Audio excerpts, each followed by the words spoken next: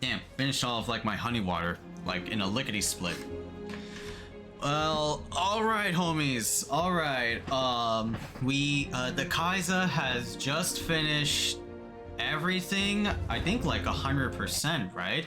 Did I like do 100% Spooter?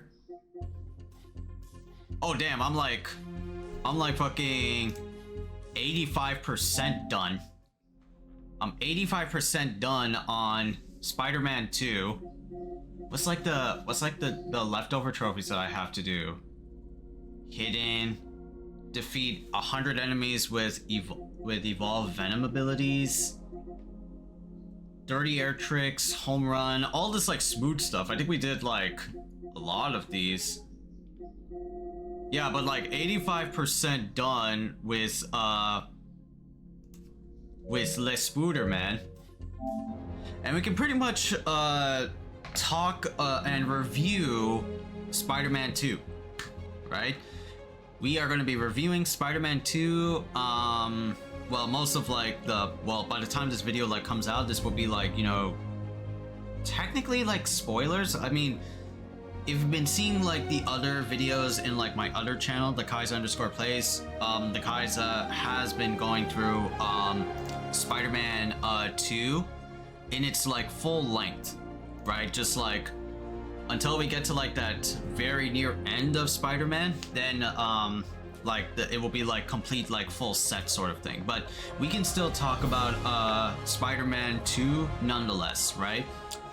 Yeah, this is pretty much a solid superhero game, right? Like I've been saying, you know, since I don't know, maybe like in the beginning of Spider-Man 2, like this really feels like Spider-Man 2 is really much the God of War Ragnarok to the 2018 God of War video game, right? It's pretty much just the same game, right? That's like the biggest like thing about Marvel Spider-Man like 2 from Marvel Spider-Man 1 is that it's pretty much just the same web swinging, the same like beat down on Arkham style like enemies, right? It's pretty much just like a one-for-one sort of like thing. And I think I want to like say that like, you know, we've come into like this like era where a sequel of like a critically acclaimed game like Spider-Man or God of War, or even like Last of Us, right? Even Last of Us, right? Critically acclaimed games for their, you know, original gameplay, very good storytelling, all that stuff. And then the sequel comes out and it's just better than the first game, and the second game gets more nominations, more things to praise and tell about the second game than like the first one, which is kind of like, we're kind of like in this era where like the sequels that are literally just like the same thing but different story beats and elements are topping a lot of like, you know, Game Award shindigs like Golden Joystick or the Game Awards, for instance, right? It's a very peculiar year, right? Oh, and also there's like Alan Wake 2. Well, then again, I don't know how much of a gameplay distinction is from Alan Wake 1 to Alan Wake 2, because Alan Wake 1 was like from the fucking PS3, and we're in the year of Lord and Savior PS5. That's how much of like a time gap we had from Alan Wake 1 to Alan Wake 2.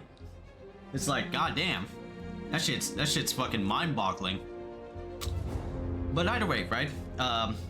Spider-Man 2 is pretty much just a revamp, like an upgraded version of the Spider-Man 1 game. You have lots of new abilities, right? You can play as both Peter and Miles, right? And you just pretty much whoop ass in fictional Marvel New York and just have like a blast. Doing juggle combos like to 100 plus or some shit, doing venom abilities, doing spider gadgets. It's a lot of fun, right? It's very much It brings you back 5 years ago when Spider-Man 1 was, you know, a thing for the first time. And a lot of people were like, oh wow, a Spider-Man game that plays like the Batman Arkham games, right? If anybody has ever played them. I never played the Batman Arkham games, but I would really like to at one point, because those were pretty much, you know, just the first versions of the Arkham style like combat that was like pioneers, right? This is pretty much Batman Arkham like City, but instead of DC, it's Marvel sort of thing, right? It's a lot of fun, right? I kind of like dig like these like open world sandbox elements. It's like both good and a bad, right? In some like aspects, right? The story of Spider-Man is really like awesome because, you know, Spider-Man 1 was about, you know, Mr. Negative, and like the precursor, like ultimate big bad is Dr. Octopus or Doc Ock, right? Peter's like mentor, and was like, oh my god, I can't fight Doc Ock because, you know, he's like my sensei, my guru. I can't like beat him up, even though he caused like a devil's breath like plague that like poisoned almost everybody in New York City and killed like my aunt. That's fucked up. So he's in jail in the raft. But everybody was pretty much looking forward to this game because not only you get to play as Miles and not from his like spin-off game, but you get to play as symbiote suit Peter Parker, because the symbiote is like a big fucking emphasis in Marvel's Spider-Man 2. You get to play as Black Suit Spider-Man. You get to play as Venom to an extent, only for like a short time, but it still is awesome to just like beat down foes and beat down Kraven as Venom, doing like all these crazy like juggles and shit, like biting dudes and executing dudes. It's really badass and awesome. Thank you fucking Tony Todd that voiced Venom, right, in this game, right? It's like super badass because if you want Venom to be like in a video game or in a movie, what's like a cold, menacing fucking voice actor that can really do the job well for like, you know, a titular character like Venom? That's Tony Todd. Tony Todd did a lot of his voice acting works is the Mr. Death himself in the Final Destination films, and he was he's the Mr. Candyman himself, right? The guy with like the hook and has bees for attacks and shit, right? He is the infamous serial killer turned like ghost killer, right? So he's pretty much badass in his own right, and it's definitely shows with like the powerful performance that he gives for Venom, right? Just like, we will heal the world, sort of shit like that. It's awesome.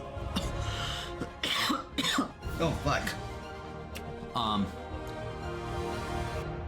But we got like a powerful list of like, you know, roster like picks, right? We got Mysterio, we got Kraven as like the first phase bad guy. We got Black Cat making an appearance. We got Cletus Cassidy, aka Carnage, Raze. So many like nods.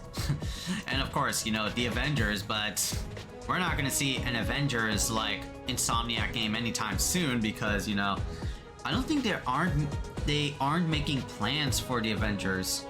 There was one Avengers game, like kind of like after Marvel's Spider-Man 1, and that was the Square Enix one, the Marvel's Avengers, right? That god-awful fucking Avengers game where you had to like play as like a fucking RPG. There was a lot of like DLC campaigns featuring different like superheroes from Marvel. It even had like Spider-Man. But it ultimately went to shit. One of like Square Enix or Crystal Dynamics' like worst games. One of worst games up to date, right? And then ultimately like shut down like I think like a week ago. So it was really like kind of disappointing that, man, Marvel's Avengers did so poorly. It had a cool idea, it had a cool like story, but wasn't really fleshed out gameplay wise. Just gears and like loadout systems was kind of like a pain in the ass, and they didn't even like do anything like effective. But Marvel Spider-Man 2 was like a blast to play, like again, just pretty much Marvel Spider-Man 1 from 2018 in a different pane of code. I will say like some positives first before we get into like, you know, the negatives, right? What positives have I already said about Spider-Man 2? New combat, new story, right? New engaging like stuff. Oh, like an upgraded version of like the dodge, because the dodge was like super like invincible in Spider-Man 1. How you could just like abuse that shit. And then there's also there's parries, right? You can definitely do like Street Fighter 6-esque like parries, like push back the opponent at a just frame like time. And you get bonus damage if you do a successful parry. If you do like a late parry, then you're going to get damage, and you can still fight back, but it's not going to be as satisfying to do a perfect parry on an opponent. There was a lot of bosses in this game, bro. Like, the bosses were definitely a fucking challenge, comparatively speaking to Spider-Man 1. In Spider-Man 1, you just like whip, zip, and just dodge everywhere. Like I said, dodge became like a fucking invincible ass fucking move in Spider-Man 1, and you just pretty much whoop ass. But in this game, they pretty much balanced out, like, you're not gonna get as much OP like effects from dodging. Rather, the game wants you to do more parries more than anything, because there will be a lot of moves that like there are dodge invulnerable. Like, they'll do like some splash damage effect, and you have to like determine the bosses or the enemies like pattern, what they're going to do to you, you know? So it was pretty nice change of pace from like the very linear gameplay routes that you take in Spider-Man 1. Other positives, the story is really cool, right? I like the I mean, to be fair, right? This is both like a positive and a negative, right? Since this is all about like symbiotes, right? We all know like the story of like Peter getting like the goddamn symbiote, and the symbiote changes his personality from like, you know, I'm a funny quippy guy, haha, to like, I'm a douchebag sort of thing, you know? So we've all seen this like story before. It's just like, it's in a better it's like, it feels like our nostalgic vibes from watching the Sam Raimi Spider-Mans, the animated series, and Spectacular Spider-Mans, any like show or like comic that deals with the symbiote for Peter Parker, right? And this is like going through like Peter Parker's like struggles, the video game, right? Just like trying to be like this, like, even though he's teaming up with Miles, but he's like this lone hero that has to save the city for by himself, right? And Miles is also a pretty good change of pace as well. Like, that's a big positive. It's like, it's not just Peter Parker with the symbiote suit, it's also dealing with the struggles of Miles, right? You get to do a lot of like Miles-esque things, right? Which is a really good thing. A lot of people really like Miles because of the Spider-Man spin-off game, Miles Morales, and of course from the Into the Spider-Verse and Across the Spider-Verse games. Movies. Those movies heavily catapulted Miles's, you know, character into the big stardom. Now everybody is like a fucking Miles fan, you know? And you know what's crazy? There's a lot of like, not flack, but like, when people were like finished with the game, it's like people got like mad butthurt about Miles is the new Spider-Man, and They were saying like, no, Miles is not Spider-Man. Miles is Miles Morales. He is not a Spider-Man. Like, do you see him in his suit? Do you see him being like web-crawling Spider-Man? Miles is a Spider-Man character. It's just people got butthurt because when they saw the end credit scene that like Peter Parker was handing the torch down to like Miles, it's like, oh my god. I want Peter Parker back. I want my white boy back. Who is this new bitch? But Miles has definitely got a lot of like spotlight. We see like his like struggles with Martin Lee trying to like get revenge, getting a revenge boner for his dad from the events of like Spider-Man 1. And you get to, and you see him like just like having this internal conflict with like not only his powers but his also emotional state, right? So, but he has proven from like time and time, like in the later half of like the story, is that Miles Morales is a fucking Spider-Man. Miles is a goddamn hero, right? Which is pretty fucking awesome, all things considered. Miles has proven himself through time and time again that he is like a better Spider-Man than Spider-Man. He's able to save lives where Peter couldn't. He unlocks, of course, new abilities that, you know, the base Spider-Man really did not do. I mean, of course, Spider-Man is badass in his own way, but he had to like, but he's the OG, right? He swips and thwips wherever he pleases, spreading his web juice all over the city. But Miles can like do camouflage, Miles can like zap motherfuckers, you know? He's an upgrade to like the original Spider-Man. I don't know if there's like any like unique spider people, right? That don't have like the OG Spider-Man powers. I think it's just like Miles, right? Cause like there's like Penny Parker, which is like she rides on like a mech. There's like fuck, I don't know who else. There's Miguel O'Hara that has like a little bit of vampirism. But that's pretty much it.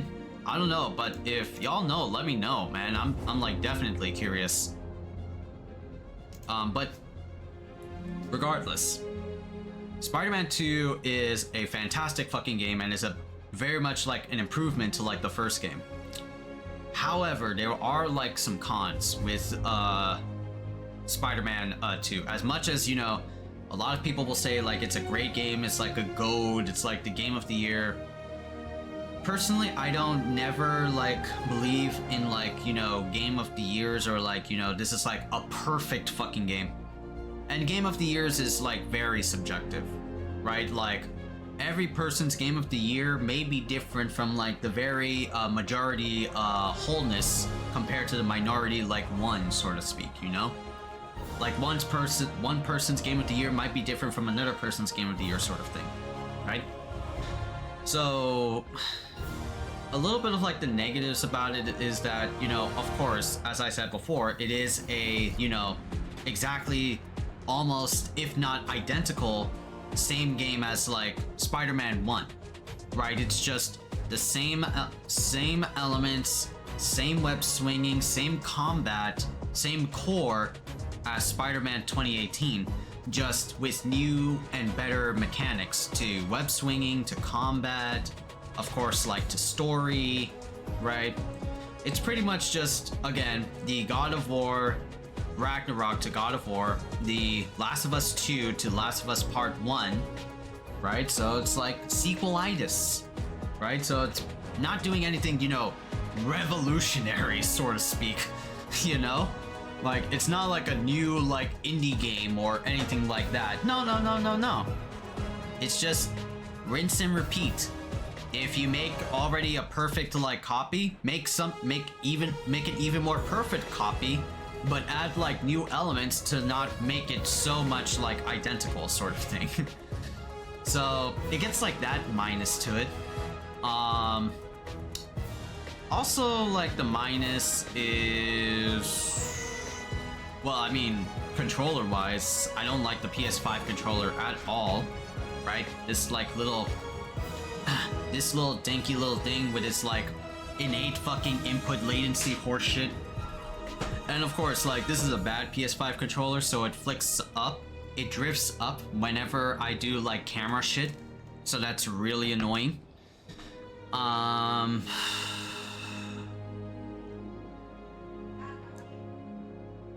Outside of like combat, I think like the major like con or the major negative that I will say, outside of like, you know, just nitpicky stuff and like, you know, the sort of like sequelitis reason, this is pretty much like a AAA budget title, right? And this is like where like my big like fucking review thing comes from. Spider-Man 2 is published and developed, I mean, of course, gameplay developed by Insomniac, but Sony bought and now currently owns Insomniac, not currently owns, but owns Insomniac Games, right? So they pretty much, you know, publish this game out to the shelves, and it's pretty much like a AAA budget title, right? And it's the triple anus factor of like, you know, most video games nowadays, right? A AAA budget game would be something like fucking Sony or excuse me, God, or Microsoft, Nintendo. Well, Nintendo's like in their own world, but they still have like their own AAA budget games, which is like their Marios, their Zeldas, you know, all that stuff, right? I don't know if Fire Emblem counts as like a AAA budget title, but you know, definitely like AAA budget game means like something along the lines of like a graphical powerhouse. Like, you get to explore New York City, you get to see like the molecules of character textures, the ray tracing. Yeah, we were just like making fun of like textures and glitches and like, you know, low res rocks sort of thing, you know? So that's like the triple anus feature, right? Beautiful city, looks so fucking almost identically real to like New York City. And of course, not just like with graphics, but also, you know, story, right? The Khaiza has noticed that a lot of like AAA budget, you know, titles will always come with like, you know, a cinematic story mode, right? Like, I got in order to be like a AAA budget game nowadays is like I gotta have like a deep, thought-provoking story mode that can like challenge norms, that is no way, shape, or form like the old school video games like fucking Tetris or Atari, where the main point of those games is, you know, just to play a game. But now we're in this like era like Death Stranding or God of War, Last of Us, where we have like games that have really like evolved storytelling and story beats that video games are not really video games back in the day anymore. No, they are now like movies. They're now like, yeah, like a Mortal Kombat, right? Like like a Mortal Kombat cinematic story mode sort of thing, right? We spend like $60-$70 out an hour for like a AAA budget title, and yeah, and we get like a sort of cinematic like Marvel movie, right? Characters interact, like you get to see like the narration of the plot like moving forward, right? Video games are now like, you know, art forms and are just like movie pieces, right, that you could hang on your shelf, and if you want to go back to them, you can definitely go back to them and watch those movies, you know, like, and just have like a blast, just enjoying like deep, thought-provoking like character dialogue. There is another genre like that, which is like indie games that sell like messages and all that jazz, but AAA budget games get like that, you know, cash grab or casual grab appeal because, you know, of their like name brands and titles alone. Right? Like a lot of people got into like Spider-Man 2 because it's the name label Spider-Man. For a lot of people, you know, if you're like a comic book fan, especially, if you've been watching or reading Spider-Man up to like this point, then you are definitely going to be in tune with like the Spider-Man beats and stuff like that. And they'll say like it's a great Spider-Man game of all time. Evidently, there are more Spider-Man games like the Spider-Man PS1, there's Spider-Man 2 on the PS2, there's Spider-Man Web of Shadows, right? So many like different like Spider-Man games that like came before it and are just like this Insomniac Spider-Man games are just the involved forms of those games, essentially speaking, right? So Spider-Man has come like a long way, right?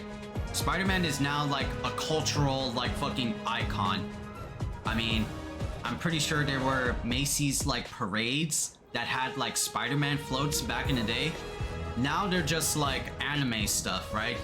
I think like this year we had like Dragon Ball Z with like the Goku float, and there was like a One Piece Thanksgiving float, right? Which, funny enough, right? I think like the parade goers damaged like the side of like Luffy's hat, so it pretty much just deflated on one side of his straw hat, and it pretty much just like kept going. Like, I deadass am not like joking around. This actually happened, right?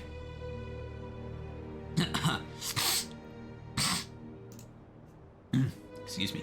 But yeah, it's like, it's Spider-Man, right? It gets like that appeal where not a lot of other games don't.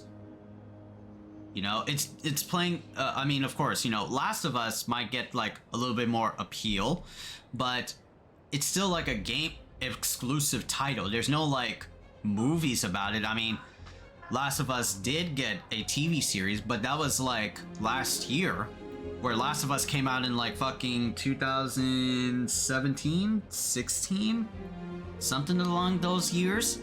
And now in this year is like, man, now in this year it's like Spider-Man, Last of Us got an HBO series, and it's in production for season 2. So yeah, it's like kind of like called it, but they should have done this like earlier ago. But yeah, it's like Last of Us, God of War, those games where like they sell you on like, you know, a deep thought-provoking story with character interaction, stuff like that. It's like kind of like the triple anus like factor, right? It gets like that, you know, appeal, and it spreads farther and wider than most of the other video games, let alone like a fighting game, right? The only exceptions to like a AAA like fighting game, Mortal Kombat, you know, especially with Mortal Kombat 1. I think like Street Fighter 6, because that's also a AAA budget title, even though it's made by a third-party publisher, Capcom. It's got all the like the cool like graphical stuff with the RE engine and shit, so it makes it look beautiful looking. So that's that. But I technically consider fighting games to be like AA standard. The only exceptions would be Mortal Kombat and Smash Brothers because of their names alone. Both Mortal Kombat and Smash Brothers have that casual level appeal where, regardless of where you're from and if you're outside the video game spectrum, everybody remembers Smash Brothers and Mortal Kombat. One for its crazy, like, intense fucking roster of video game celebrities from around the world, and the others for casual, like, fatalities, right? For the shock and gore value. That's what like Mortal Kombat sells for, is the fatalities. So they can kind of like get away with that. But I consider like fighting games to be like AA, because they don't get that level of appeal, casually speaking, from a lot of people, you know? We are still like a niche crowd. But to like, for like Spider-Man, right, or like this game right here, it's not only a AAA budget title, right? It's not only published by Sony, but it's also the name itself. So that's like, you know, a double cash grab, right?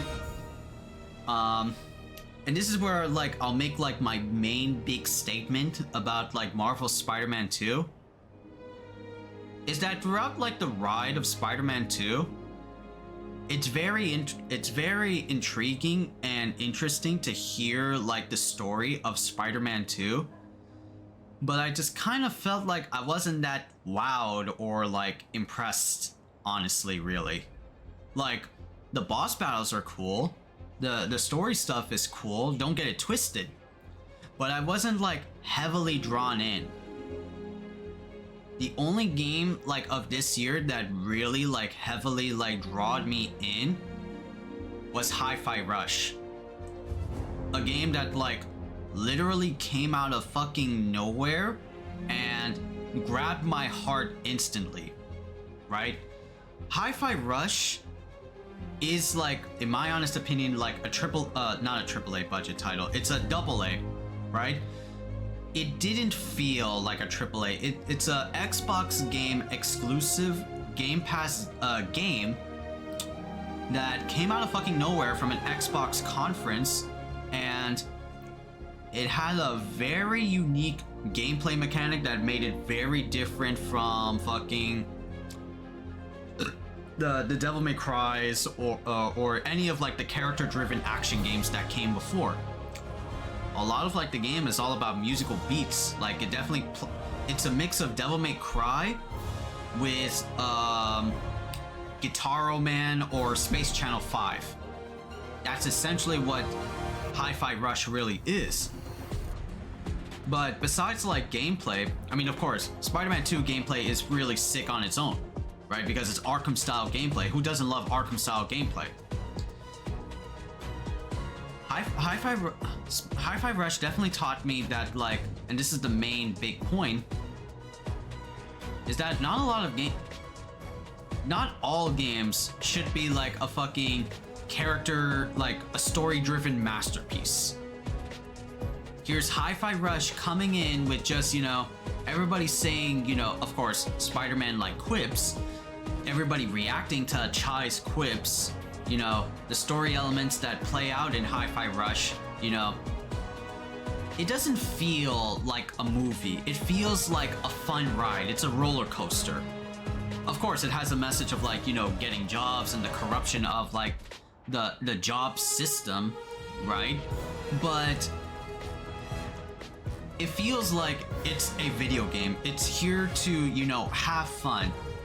I'm not here trying to like make like a poignant like story. I'm here to have fun, and that's what I feel like video games should go back to, in my honest opinion, right? Like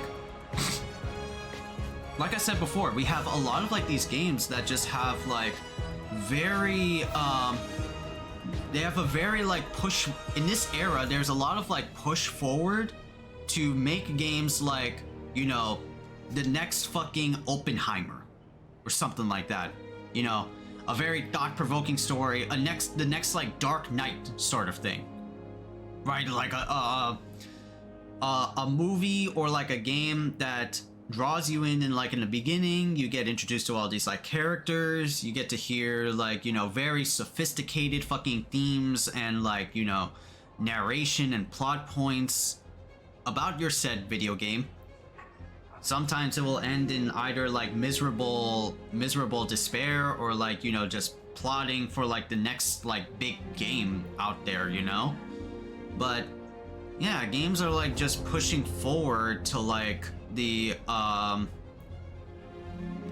to be the next big Marvel like movie or the next big like Oppenheimer, right? Which is like, you know, that's cool and all, but I kind of really don't like that. Like, if you want like my honest to God guttural opinion, is that I kind of don't want a lot of games to be just, you know, story driven. I like to have fun, be a video game. That's what like Hi-Fi Rush taught me, is that, you know, a game can be cool and have like a story-driven like pace, but I just want to have fun, sort of thing. The game is aware. Hi-Fi Rush is a game that is aware that it has fun a lot of the time. It makes a lot of jokes. It makes a lot of like quips and like puns. It's a game that's not afraid to be like every standard video. But yeah, that's like what Hi-Fi Rush taught me, is that not everything has to have like a story-driven like cinematic masterpiece. No. Remember, like, again, like the whole thing about like video games is that it's a video game, right? Where it's like, we're here to like play games and chill out after like a whole like day of like 8 to like 3 school day or a 9 to 5 job. We're here to like chillax and mellow out after like a long day of work, right? Video games are video games and movies are movies.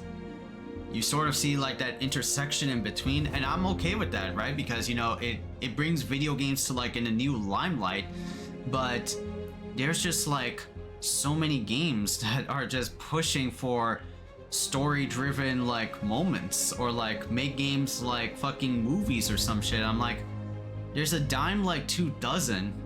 It was cool back in the day, but like it was cool back in the day when there were like a few games that really like pioneered on that. And of course, like, you know, of course back in the day, right, what was the biggest like story-driven game that a lot of people had praise for back then? Metal Gear Solid.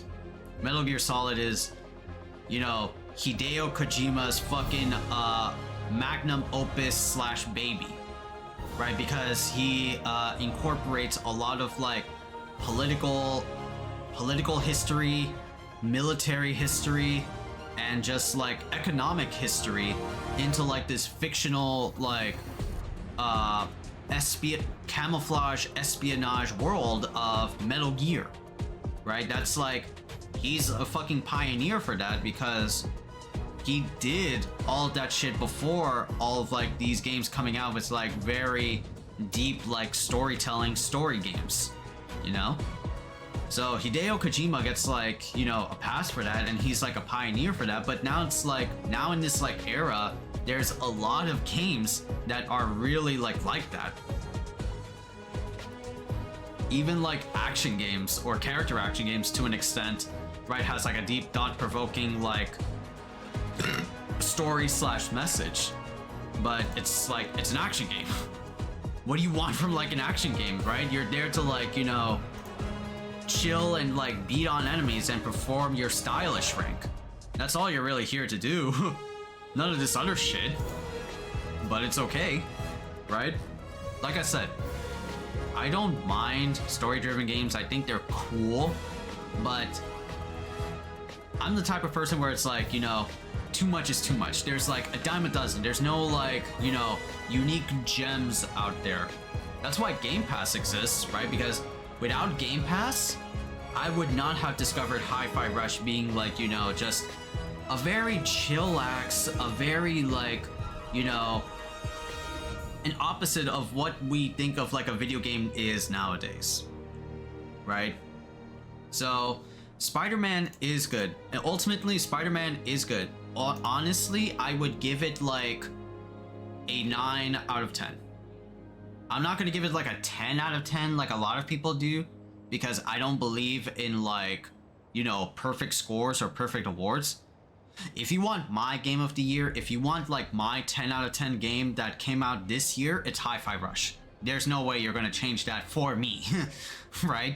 Hi-Fi Rush is not, nothing is beating Hi-Fi Rush for me. I played the game like 5 fucking times, and I mastered that game to like an extent, right? So it's a lot of fun, right? Don't you dare try to one-up Hi-Fi Rush for me, because you are going to be wrong.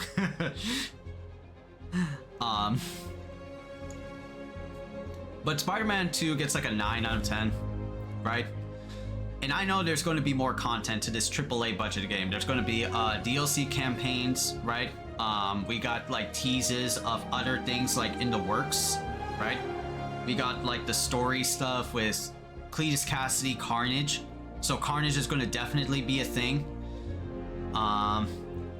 Even though we saw Venom, but we still want to see like Edward Brock Jr. or Eddie Brock. Yeah. Eddie Brock, right, is the most canonical fucking Venom we ever seen. Not Harry, not Osborn, but Eddie Brock. So where's our boy, right? You know? So they'll probably like tease something like that. Then there's also like the Osborns, right? They could do something with, what was it, the G virus or the G serum? Because everybody knows what the G stands for if you're affiliated with an Osborn, is the Green Goblin. So Green Goblin is like bound to happen, but they're probably going to do that in like in the next game, rather not in a DLC. That's like my like take on it. But I think they would also do, well, I mean, after like Spider-Man 2, it's what I heard from Insomniac is that now they're gonna dive deep into their next big superhero game, and that's gonna be Wolverine, which I'm like curiously, optimistically down for Wolverine, the Wolverine, right? If it's gonna play like the fucking X-Men Origins Wolverine, where it's super like gory and shit, where you can like slice and dice like soldiers and shit, I'm all up for it, bro. I really want to see what like an Insomniac Insomniac Wolverine game is like, bro. I really want to see that shit.